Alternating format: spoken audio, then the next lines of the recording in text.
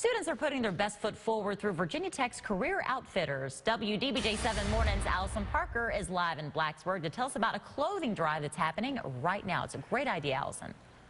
That's right, and volunteers are collecting clothes right now to help students look sharp during their job interview. And you can contribute in a number of ways. You can drop off new or gently used clothing off at the Smith Career Center on Virginia Tech's campus from 8 until 4:45 Monday through Friday. And you're welcome to donate any of the items you see on your screen now, like suits, dresses, pants, blouses, anything like that that is professional wear. And that drive lasts through August 28th. I'm here with Joanna Smith, the Assistant Career Services Director. So it's important to look your best in a job interview, but also looking good on paper too is important. So what's some advice you have for your students so they're going into a job interview prepared?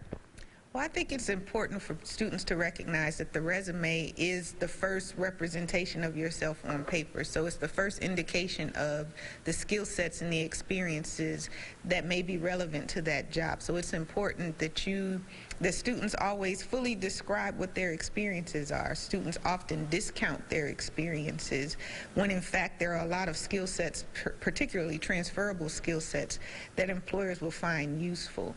What are some don'ts that you tend to remind your students of, and also people watching now who might be job searching? Well, I would say some don'ts are to make sure, well, a do it would be to have it nice and concise.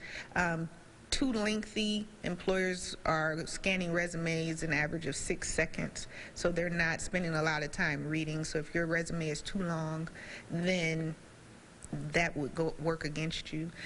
It would need to be nice and readable, something that someone can glance through pretty quickly and pick up on keywords. And so the font shouldn't be too small, easy to read, very legible.